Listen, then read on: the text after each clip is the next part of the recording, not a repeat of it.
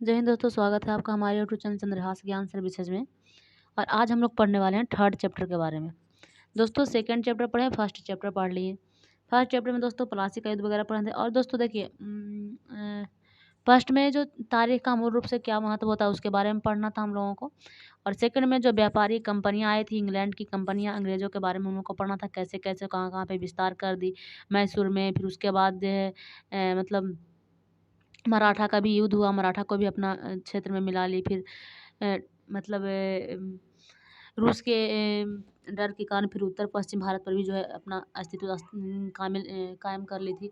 तो इस तरह से धीरे धीरे पूरे इंडिया को जो है वो अपने बस में की। ठीक, अब यहाँ पे ग्रामीण क्षेत्र पर शासन कैसे स्थापित किया गया उसके बारे में हम लोगों को जानना है। आइए तो देखिए, यहाँ पे एक चित्र दिया है दोस्तों।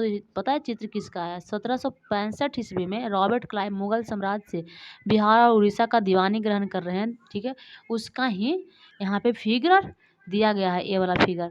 ठीक है, तो ये फिगर में देख रहे होंगे, यहाँ पे मुगल साम्राज्य उससे दीवानी यहाँ पे लिया जा रहा है। ठीक है, दीवानी ग्रहण किया जा रहा है। कौन ग्रहण करने वाले? तो रॉबर्ट क्लाइव हैं। ठीक है, अब देखिए यहाँ पे हम लोगों को पढ़ना है, कंपनी दीवानी बन गई थी। क्या बन गई थी? दीवानी बन गई थी। दीवान मतलब दीवान बन गई थी। अब ये क्या होता है? दीवान मतलब क्या होता है? यहाँ पे वही समझाने का प्रयास किया गया है कि कंपनी दीवान बन गई थी और किस तरह हुआ था वो हम लोगों को देखना है। देखिए 12 अगस्त 1765 ईस्वी को, 1765 में तो रॉबर्ट क्लाइव ने दीवानी ग्रहण कर ली थी बादशाह से। अब 1765 से 12 अगस्त 1765 ईस्वी से को मुगल सम्राट ने क्या किया कि ईस्ट इंडिया कंपनी को बंगाल के दीवानी तैनात कर दिया। ठीक है, तो कब हुआ दोस्तों? 12 अगस्त को। कब हुआ? 12 अगस्त 1765 ईस्वी को। और दोस्तों यह घटना मुट्ठी भर अंग्रेजों और हिंदुस्तान की मौजूदगी में रॉबर्ट क्लाइव के तंबू में घटी होगी। लेकिन ऊपर दिए गए चित्रों में इस घटना को एक भव्य समारोह के रूप में दिखाया गया है। यह चित्र उस चित्रकार ने बनाया है जिसे रॉबर्ट क्लाइव ने अपने जीवन को यादगार घटनाओं को चित्रित करने का जिम्मा सौंपा था। तो मतलब जो रॉबर्ट क्लाइव थे वो किसी व्यक्ति को जिम्मा सौंपे थे कि हमारी पूरी जीवनी का जो तुम यादगार यहाँ पे संचित करोगे एक बुक में। तो वही ये चित्र बनाए हैं। बंगाल की दीवानी हाथ आ जाना अंग्रेजों के लिए निश्चय ही एक बड़ी घटना थी।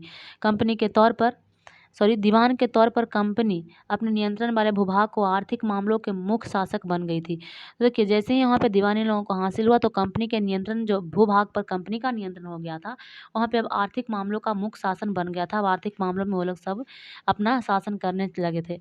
अब उन्हें अपनी ज़मीन का शासन चलाने और आमदनी को व्यवस्थित करने का रास्ता ढूंढना था। उसके लिए उसे एक ऐसा रास्ता ढूंढना था जिससे कंपनी के बढ़ते खर्चों को पूरी तरह से काफ़ी आमदनी जुटाया जा सके। व्यापारी कंपनियों के नाते यह ख्याल भी रखा ना था कि वह अपनी ज़रूरत की चीज़ें खरीदती बेचती रहे। तो मतलब इस तरह से वहाँ पे इसको कर रहा था, और ऐसा रास्ता चाहिए था इसको कि जो कंपनी को बढ़ता खर्चा है उसको आमदनी जुटा सके, मतलब उस खर्चा को जुटा सके। और दूसरा यह भी ख्याल रखना था कि हमको सामान को खरीदना है और बेचना भी है। बोल रहा है समय के साथ कंपनी को यह भी समझ में आने लगा कि हमें सावधानी से के साथ क्या करना है, आगे बढ़ना होगा। बाहरी ताकत आने की वजह से उसे उन लोगों को भी शांत रखना होगा जो गांव देहात में पहले शासक चला चुका है। मतलब जो बाहरी शासन आएगा, जैसे फ्रांस वाला आ रहा था, रूस वाला आ रहा था, सभी तो आ रहा था बाहर ताकत, तो उसको भी हम लोग उसको ताकत से के मतलब चंगुल में न चला जाए, इसलिए वहाँ के लोगों को शांत रखना है जो पहले ग्रामीण और देहात में क्षेत्र में क्या कर रहा है, शासन चला चुका है। जिनके पास अभी भी काफ़ी ताकत समान है मतलब कि जो अभी भी ज़मींदार वगैरह के पास जो ताकत है उसके पास, हो सकता है वो किसी से मिल करके अपना अलग मतलब कर ले। तो इसके लिए उसको शांत रखना है। ये जो लोग स्थानीय सत्ता में रह चुके थे उन्हें नियंत्रित करना तो बहुत ज़रूरी था, लेकिन उन्हें ख़त्म नहीं किया जा सकता था। अब बोल रहा है यह काम कैसे हो? इस अध्याय में हम यही देखेंगे कि कंपनी ने ग्रामीण इलाकों को उपनिवेश कैसे बनाया। देश को बनाया, अब ग्रामीण इलाकों को उपनिवेश कैसे बनाया, जो शक्तिशाली अभी बन रहे थे उसको अपने नियंत्रण में कैसे लाया, इसी के बारे में इस अध्याय में पढ़ना है। बोल रहा है आय के संसाधन कैसे जुटाए, लोगों को अधिकतर किस तरह तय किए, और मनमानी फसलों की खेती कैसे कराई। मतलब जो मन में आया, इसको जो मन करता था अंग्रेज को वही खेती उसको करना है ग्रामीण लोगों को, तो कैसे ये सब करवाए, इसी चीज़ के बारे में इस चैप्टर में ओवरऑल हम लोगों को पढ़ना है। अब देखिए कंपनी की आमदनी के बारे में जानते हैं। कंपनी को तो दीवानी मिल गए 1765 ईस्वी में, तो कंपनी अब दीवान बन गई थी।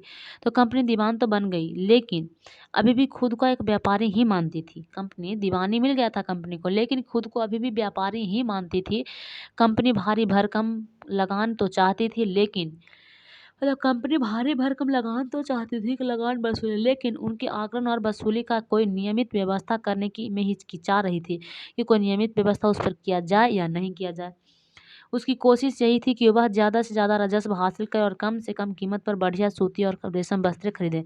मतलब उनसे राजस्व ज़्यादा ले, मतलब कर ज़्यादा लगाएं और कीमत मतलब अच्छा सूती वस्त्र, बढ़िया सूती वस्त्र, रेशम वस्त्र कम ही कीमत पर हमको मिल जाए। यही चाहती थी, लेकिन नियमित व्यवस्था उस पे मैं नहीं बना रही थी, हिचकिचा रही थी। इसलिए हिचकिचा रही थी क्योंकि मतलब हो सकता है कि यहाँ का लोग भड़क जाए, ठीक है? तो इसी वजह से वहाँ पे इसको नियम कानून बनाने में ये लोग हिचकिचा रहे थे। अब इसी कारण 5 साल के भीतर बंगाल के में कंपनी द्वारा खरीदी जाने वाली चीज़ों को कुल मूल्य दोगुना हो चुका था। तो 5 साल के भीतर कंपनी में बंगाल में कंपनी द्वारा जो खरीदी जा रही थी चीज़ें, उसका मूल्य क्या हो गया? दोगुना हो गया। अब 1765 से पहले कंपनी ब्रिटेन से सोना चांदी का आयात करती थी, मतलब वहाँ से सोना चांदी क्या करती थी? लाती थी, आयात करती थी और इन चीज़ों के बदले सामान खरीदती थी। तो क्या होता था कि सोना चांदी वहाँ से लाई, ब्रिटेन से मंगवाई और उसी बदले यहाँ से रेशम वस्त्र, सूती कपड़े और इलायची, काली मिर्च, ये सारी चीज़ें जो है खरीदा करती थी कौन? कंपनी। और अब दोस्तों बोल रहा है कि अब बंगाल में इकट्ठा होने वाले पैसों से ही निर्यात के लिए चीज़ें खरीदा जा सकती था। तो पहले तो ऐसा था, लेकिन अब 1865 ईस्वी से पहले ऐसा था, लेकिन 1865 ईस्वी में दोस्तों अब बंगाल में जो है उसका मूल्य दुगना हो गया था। बंगाल में कंपनी द्वारा जो चीज़ खरीदा जा रहा था उसका मूल्य जब दुगना हो रहा है, तो इसको निर्यात मतलब पैसा बढ़ जाएगा। तो अब निर्यात के लिए जो चीज़ें यहाँ पे खरीदेगा कंपनी, वो अपना पैसा से खरीदेगा, ना कि वहाँ से सोना चांदी मंगा कर खरीदेगा। अब उसको ब्रिटेन से सोना चांदी नहीं मंगाना पड़ेगा। अब वो वहाँ के पैसे से ही मतलब जो राजस्व वसूलेगा बंगाल वगैरह से, अपनी मतलब वस्तु बेचेगा, उसी से ये लोग अपना जो है निवेश के लिए सारा चीज़ खरीद पाएगा। ठीक है? तो जल्द ही यह ज़ाहिर हो गया कि बंगाल में अर्थव्यवस्था एक गहरे संकट में फंसती जा रही है। तो अब यहाँ पे ज़ाहिर हो रहा था कि बंगाल की जो अर्थव्यवस्था है गहरे संकट में फंसती जा रही है। कारीगर गाँव छोड़कर भाग रहे थे क्योंकि उन्हें बहुत कम कीमत पर अपनी अच्छी कंपनी को जबरन बेचनी पड़ती थी। मतलब अपनी बहुत कम कीमत देते थे और अच्छी चीज़ जो है कंपनी को बेचनी पड़ती थी। किसान अपना लगान नहीं चुका पा रहे थे, कारीगरों का उत्पादन गिर रहा था, खेती चौपट होने की दिशा में आगे बढ़ रही थी। मतलब खेती जो है चौपट होती दिखाई दे रही थी।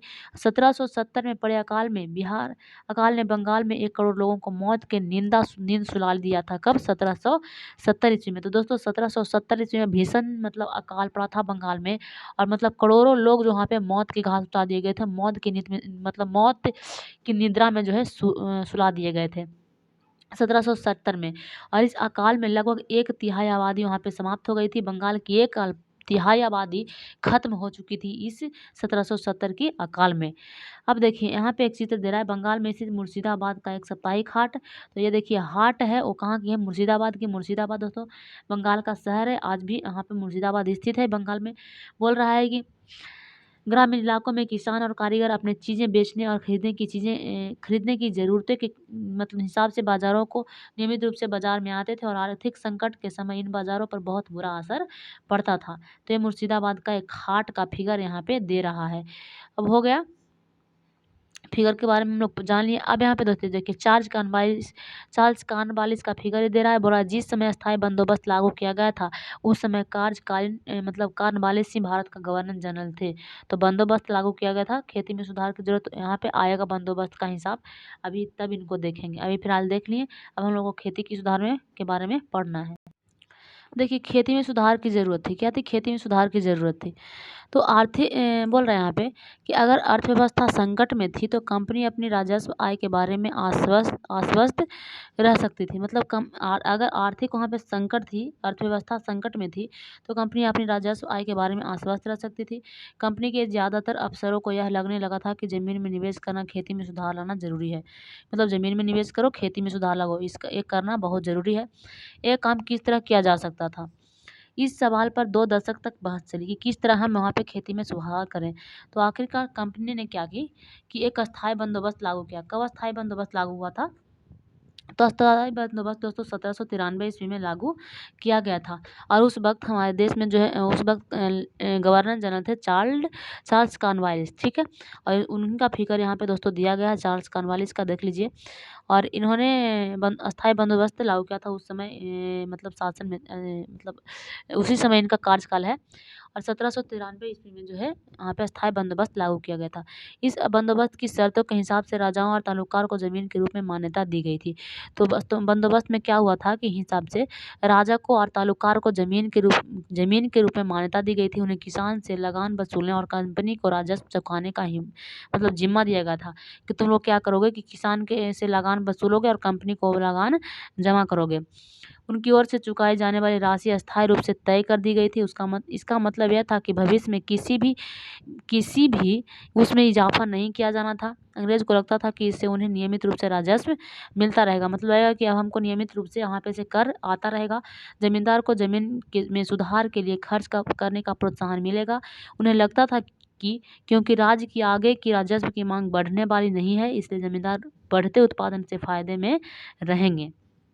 तो इसलिए ये सारी चीज़ अस्थायी बंदोबस्त किया गया था। अब समस्या क्या आया, देखिए समस्या ये हुआ कि मगर अस्थायी बंदोबस्त ने भी समस्या पैदा कर दी। अस्थायी बंदोबस्त ने समस्या क्या पैदा की, अस्थायी बंदोबस्त ने समस्या यह पैदा की कि कंपनी के अफसरों ने पाया कि अभी भी जमींदार जमीन में सुधार के लिए खर्चा नहीं कर रहे हैं। मतलब जो जमींदार था वो जमीन में सुधार नहीं चाहते थे, मतलब खर्चा नहीं करना, हमको जमीन ऐसे जैसे है जैसे रहेगा, हमको सुधार नहीं चाहिए, मतलब खर्चा नहीं कर रहे हैं, तो वहाँ पे दिक्कत हो जाएगा। असल में कंपनी ने जो राजस्व तय किया था वह इतना ज़्यादा नहीं था कि उसको चुकाने में जमींदार को भारी परेशानी हो सके। जो जमींदार राजस्व चुकाने में विफल हो जाता था उसकी जमींदारी छीन ली जाती थी। बहुत सारी जिम्मेदारियों को कंपनी बाकायदा नीलाम कर चुकी थी, ठीक है। क्या मतलब बहुत सारी जो जमींदारी थी उसको कंपनी बाकायदा नीलाम कर चुकी थी। 19वीं शताब्दी के पहले दशक तक हालात बदल चुके थे। बाजार में कीमतें बढ़े और धीरे धीरे खेती का विस्तार होने लगा। क्या हुआ कि बाजार में क्या रहा कि मतलब कीमत बढ़ने लगा था और धीरे धीरे जो है खेती का विस्तार होने लगा था। इसमें जमींदार की आमदनी को तो सुधार में लाया गया, लेकिन कंपनी को कोई फायदा नहीं हुआ, क्योंकि कंपनी तो हमेशा के लिए राजस्व तय कर चुकी थी। अब वह राजस्व में वृद्धि नहीं कर सकती थी। तो कंपनी राजस्व तय कर चुकी थी, अब उसमें वृद्धि नहीं किया जा सकता था, इसलिए उनको कोई फायदा नहीं हो रहा था। लेकिन जमींदारों को अभी भी जमीन की बेहतरी में कोई दिलचस्पी नहीं थी। उनमें से कुछ तो बंदोबस्त के शुरुआती सालों में ही अपनी जमीन गंवा चुके थे। जो बचे हुए थे अब उन्हें भी बिना परेशानी और निवेश का जो है खतरा उठाए आमदनी की उम्मीद दिखाई दे रही थी। जब तक जमींदार किसानों को जमीन देकर अपनी लगान वसूल सकते थे, उन्हें जमीन में सुधार की परवाह नहीं थी। दूसरी तरफ गांव में किसानों को यह व्यवस्था बहुत दमनकारी दिखाई दी। किसानों को जो लगान चुकाना था वह बहुत ज़्यादा था और ज़मीन पर उनका अधिकार सुरक्षित नहीं था। लगान चुकाने के लिए अक्सर महाजन से कर्जा लेना पड़ता था। अगर वह लगान नहीं चुका पाता था तो उसे पुश्तैनी ज़मीन जो है बदखल कर दिया जाता था, मतलब पुश्तैनी ज़मीन से ही जो है बेदखल कर दिया जाता था। तो इस तरह से ये भी जो है यहाँ पे काम नहीं पड़ा, संकट में आ गया था, ठीक है। तो यहाँ पे देखिए बंगाल की रैयत के यहाँ पे दे रहा है कुछ बंगाल के रैयतों पर काल बुक का कथन। तो बंगाल में बहुत सारे गांव में कई ताकतवर रैयत खुद खेती नहीं करते थे, वे औरों के पट्टे पर ज़मीन दे देते थे। आज भी ज़मीन पट्टा पर दिया जाता है, जैसे कोई बड़ा लोग हैं नहीं कर पा रहे हैं खेती, तो किसान को पट्टे पर दे देते हैं, बटैया पर दे देते हैं, ठीक है। तो उनसे भारी लगान वसूल करते थे। 1860 में H.T. क्लोरलर ने इस काश्तकारों की स्थिति में एक शब्दों का बयान किया। क्या बयान किया भाई? बोल रहा है कि बटाई की भारी शर्तों, बटाई आज भी दिया जाता है खेती, बटाई की भारी शर्तों और मवेशियों, बीज, आजीविका व कर्जों के बदले बेगारी से दबे हुए काश्तकार खुद को कर्ज से कभी बाहर नहीं निकाल सकते। जब उन्हें जीने को भी पूरा नहीं मिलता तो ऐसे भयानक हालात में वे दिल लगाकर काम कैसे कर सकते हैं। तो मतलब जब तक उसको जीने के लिए भी नहीं दिया जा रहा है भरपूर, तो कैसे कोई दिल लगा के काम करेगा बताइए। अब न ही उन्हें अपनी हालात के सुधारने की कोई उम्मीद दिखाई दे रही थी, तो हालात को सुधारने की भी कोई उम्मीद नहीं थी, तो कैसे वो लोग काम कर सकते हैं दिल लगा के। अब यहाँ पे देखिए ये सारी चीज़ हम लोग पढ़ चुके हैं। अब हम लोग को नई व्यवस्था के बारे में पढ़ना है। तो यहाँ पे कुछ महल के बारे में दे रहा है। ब्रिटिश राजस्व दस्तावेज में महल एक राजस्व इकाई थी। क्या थी? राजस्व इकाई, मतलब कर की इकाई थी। यह एक गांव या गांव का एक समूह होता था जिससे महल कहा जाता था। तो महल कोई महल नहीं था। अब देखिए यहाँ पे एक नई व्यवस्था का बारे में बोल रहा है। अब देखिए, एक नई व्यवस्था की 19वीं शताब्दी की शुरुआत में कंपनी को बहुत सारे अधिकारियों को इस बात का यकीन हो चुका था कि राजस्व बंदोबस्त में दोबारा बदलाव लाना ज़रूरी है। मतलब अब कंपनी को लगा ना कि ये समस्या खड़ी हो रहा है, इसमें अब बदलाव लाना चाहिए, ठीक है? तो बदलाव क्या लाया? जब कंपनी को शासन और व्यापार में अपने खर्चे चलाने के लिए और पैसे की ज़रूरत हो गई, मतलब और उसको पैसा की ज़रूरत है, तो अस्थायी रूप से राजस्व तय करने का काम कैसे चला सकती थी? तो अस्थायी रूप से यहाँ पे राजस्व बढ़ा नहीं सकता था अस्थायी बंदोबस्त में, तो अब इसको नया व्यवस्था लागू करना पड़ा। तो बंगाल प्रेसिडेंटी ने उत्तर पश्चिमी प्रांतों इस इलाके को ज़्यादातर हिस्सा अब उत्तर प्रदेश में है, जिसमें इसके लिए होल्ड मैकेंजी नामक अंग्रेज ने एक नई व्यवस्था तैयार की, जिसे 1822 में लागू किया गया। तो ये तैयार किया किसने? होल्ड मैकेंजी नामक का एक अंग्रेज था, होल्ड मैकेंजी, ठीक है? उसने बंगाल प्रेसिडेंट 3 प्रकार के प्रेसिडेंट का निर्माण हुआ था दोस्तों, बंगाल, बम्बई और मुंबई था, ठीक है? तो इस तरह से 3 प्रेसिडेंट का निर्माण था, पिछले चैप्टर में ही पढ़े थे। बोल रहा है कि इसमें बंगाल प्रेसिडेंट के उत्तर पश्चिम का जो प्रांत है, जो अभी यूपी पड़ता है अधिकांश हिस्सा उसका, वहाँ पे होल्ट मैकेंजी नामक अंग्रेजों ने उसके लिए एक नई व्यवस्था को तैयार किया, एक नई व्यवस्था तैयार की, जिसको 1822 में लागू कर दिया था। मैकेंजी को विश्वास था कि उत्तर भारतीय समाज में गांव एक महत्वपूर्ण सामाजिक संस्था है और उसको बचाए रखना चाहिए, ठीक है? उसके आदेश पर कलेक्टरों ने गांव-गांव का दौरा किया, जमीन की जांच की, खेतों को मापा और विभिन्न समूहों के रीति रिवाजों को दर्ज किया। गांव के एक-एक खेत के अनुमानित राजस्व को जोड़कर हर गांव का ग्राम समूह मतलब महाल से वसूल होने वाले राजस्व का हिसाब लगाया जाता था। इसमें नई व्यवस्था में क्या कि देखिए, बोल रहा है कि गाँव का एक-एक खेत के अनुमानित राजस्व को जोड़कर, तो जो एक-एक खेत होता था उसमें से कितना कर जानते उसको जोड़ करके हर एक गाँव या गाँव समूह से वसूल होने वाला राजस्व जो था उसमें हिसाब लगाया जाता था। इस राजस्व को अस्थायी रूप से तय नहीं किया गया था, बल्कि उनमें समय-समय पर संशोधन की गुंजाइश रखी गई थी, ताकि जितना मन उतना कर लगा सके। देखिए, अस्थायी बंदोबस्त कर दिया तो इसको फ़ायदा नहीं हो रहा था, तो अब उस पर वहाँ पे क्या किया गया कि वहाँ पे कोई अस्थायी रूप से तय नहीं किया गया था, समय-समय पर उस पे संशोधन हो सकता था। राजस्व इकट्ठा करने और इसे कंपनी को अदा करने का जिम्मेदार की बजाय गांव के मुखिया को सौंप दिया गया। अब कोई कंपनी इसमें अदा नहीं कर रहा है जिम्मेदारी, गांव का मुखिया ही जो है का राजस्व इकट्ठा करेगा। इस व्यवस्था को मालबारी बंदोबस्त नाम दिया गया। तो अब नया जो आया वो क्या आया? अस्थायी बंदोबस्त के बाद मालबारी बंदोबस्त आ गया, ठीक है? तो मालबारी बंदोबस्त कब लागू किया दोस्तों? 1822 ईस्वी में लागू किया। ये बनाने वाला था कौन? तो ये बनाने वाला था मैकेंजी। क्या नाम था इसका? मैकेंजी। उन्होंने ही जो है महाबारी बंदोबस्त बनाया था। अब मुनरो व्यवस्था क्या था? मुनरे व्यवस्था के बारे में अब देखिए, धीरे-धीरे उन्होंने क्या किया, अब क्षेत्रीय उनको काम करना है ना, तो धीरे-धीरे ऐसे करके व्यवस्था लागू करते चलेंगे। तो अब मुनरो व्यवस्था क्या है उसके बारे में देखते हैं। अब देखिए, मुनरे व्यवस्था क्या था? ब्रिटिश नियंत्रण वाले दक्षिण भारतीय इलाकों में भी अस्थायी बंदोबस्त का जगह नई व्यवस्था अपनाने का प्रयास किया जाने लगा। अब दक्षिण भारत जो था, उत्तर भारत के लिए लागू हुआ था अस्थायी बंदोबस्त, लेकिन दक्षिण भारत की जगह मतलब दक्षिण भारत में अस्थायी बंदोबस्त लागू था यहाँ भी, तो यहाँ पे भी नई व्यवस्था लागू करना प्रारंभ कर दिया। मतलब कौन सा व्यवस्था? ये वाला जो व्यवस्था चलाया जा रहा था, महालबारी व्यवस्था जो चलाया गया था, वो यहाँ पे दक्षिण भारत में भी लागू करना शुरू हो गया था। तो वहाँ जो नई व्यवस्था विकसित हुई उसे रैयत बाड़ी का नाम दिया गया। सॉरी यहाँ पे गलती हो गया दोस्तों, ये उत्तर भारत के लिए लागू हुआ था, ठीक है? उत्तर पश्चिम में महालबारी, और दक्षिण पश्चिम में जो ये परिवर्तन किया गया उसको दोस्तों कहा गया रैयतबाड़ी, ठीक है? रैयतबाड़ी व्यवस्था, तो इसको रैयतबाड़ी नाम दिया गया। तो इसके द्वारा क्या हुआ? कैप्टन अलेक्जेंडर रीड ने टीपू सुल्तान के साथ चले युद्धों के बाद कंपनियों द्वारा कब्जे में लिए गए कुछ इलाकों को इस व्यवस्था को आजमा कर भी देख लिया था। थॉमस मुनरो ने इस व्यवस्था को विकसित किया और धीरे-धीरे पूरे दक्षिण भारत पर यही व्यवस्था लागू कर दी गई। तो देखिए, थॉमस मुनरो ने इसको मतलब विकसित किया, और यही है दोस्तों थॉमस मुनरो, ठीक है? ये थॉमस मुनरो है जो मद्रास के गवर्नर रहे हैं 1819 से 1826 ईस्वी तक। ये हैं थॉमस मुनरो, ठीक है? तो इन्होंने इस व्यवस्था को क्या किया? आगे बढ़ाया। अब बोल रहा है कि रीड और मुनरो को लगता था कि रीड कौन थे? देखिए, रीड यहाँ पे रहा है कैप्टन थे अलेक्जेंडर रीड, ठीक है? इन्होंने सबसे पहले यहाँ पे ये स्थापित किया था, व्यवस्था लाया था, और थॉमस मुनरो ने इसको आगे बढ़ाया, विकसित किया था।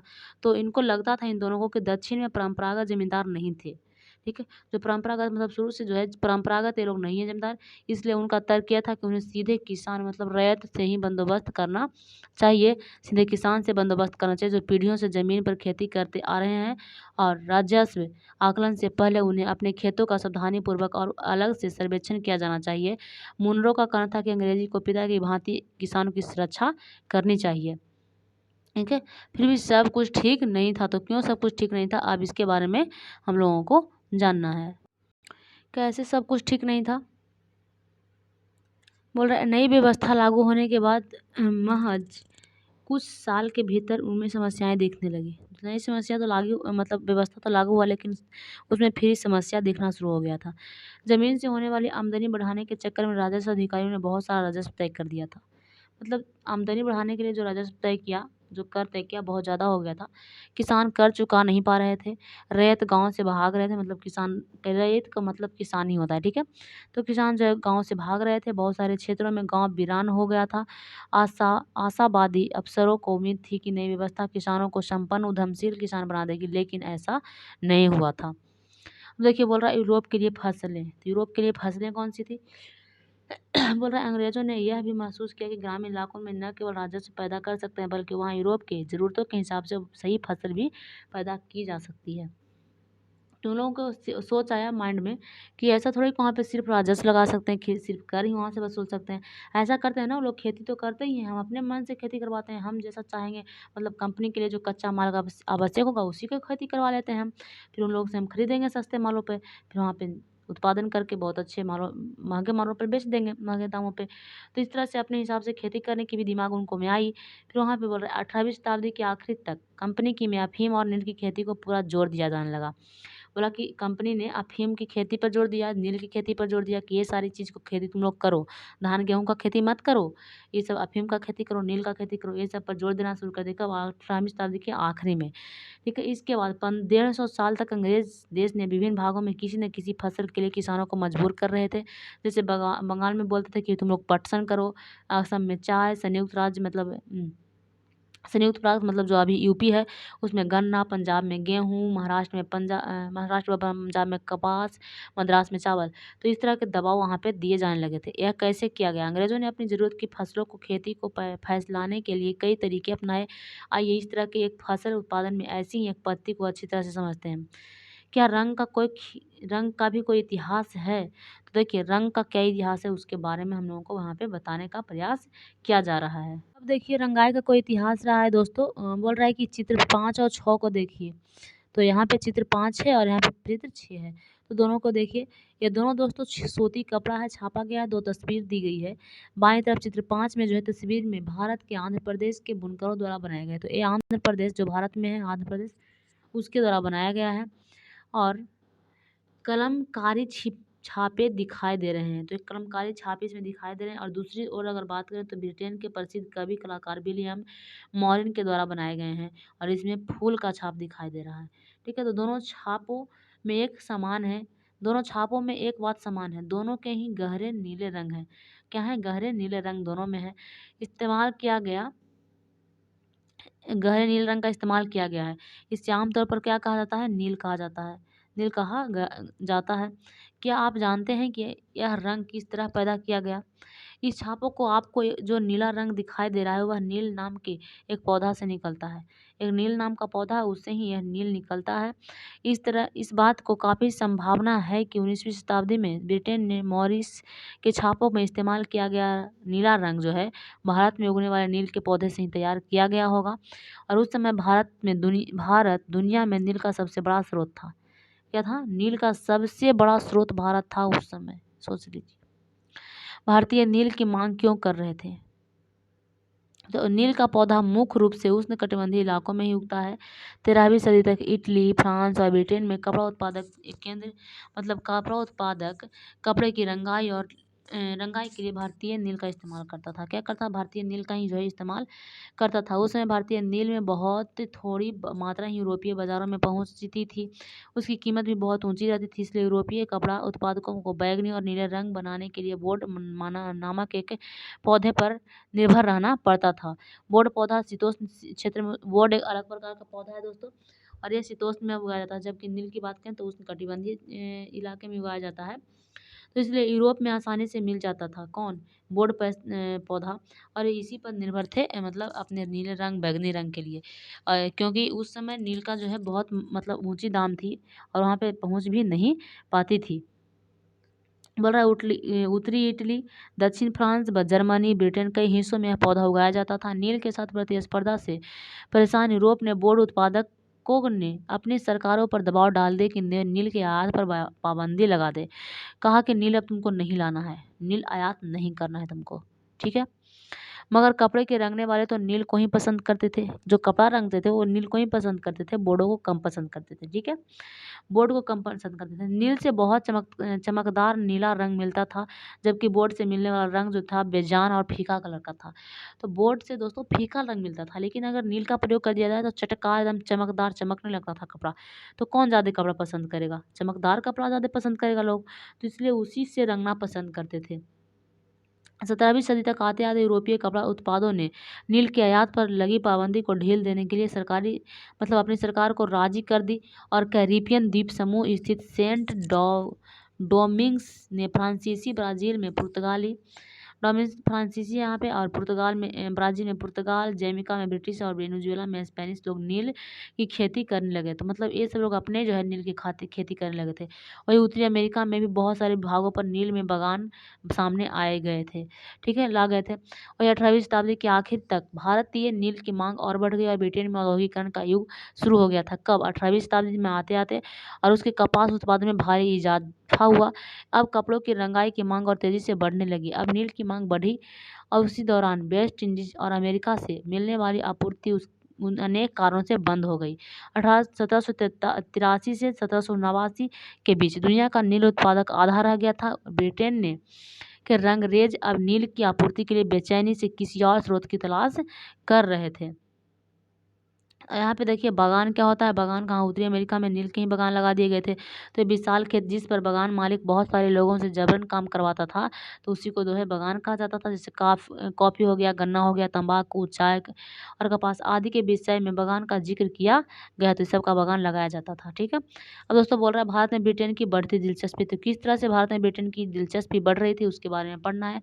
तो हमको लगता है कि इस दिलचस्पी के बारे में अब अगले दिन हम लोग अध्ययन करेंगे। फिलहाल यहीं पे स्टॉप कर देते हैं वीडियो, क्योंकि वीडियो जो है 26 मिनट का हो चुका है, 10 मिनट का, और बाकी का जो 13 चैप्टर है तो हम पूरे अच्छी तरह से इसमें क्लियर भी नहीं कर पाएंगे। और फिर भारत की दिलचस्पी कैसे बढ़ रहा है, तो बोल रहा है कि यूरोप में नील की बढ़ती मांग को देखते हुए ईस्ट इंडिया कंपनी ने भारत की नील की खेती बढ़ाने को रास्ता ढूंढा था। तो देखिए नील की खेती यहाँ पे मांग बढ़ रही थी, और इसीलिए जो है ईस्ट इंडिया भारत पर कर रही थी, जोर दे रही थी कि नील की ही खेती करो, ठीक है। तो आगे पढ़ेंगे दोस्तों भारत की दिलचस्पी किस प्रकार से बना, यहाँ से हम लोग शुरुआत करके पढ़ेंगे अगले वीडियो में। फिलहाल यहाँ पे हम इस वीडियो को यहीं स्टॉप करते हैं, ठीक है। और आप लोग यहीं से ही ध्यान से पढ़ते रहिए और जो आगे बढ़ते रहिए, ठीक है। जय हिंद दोस्तों।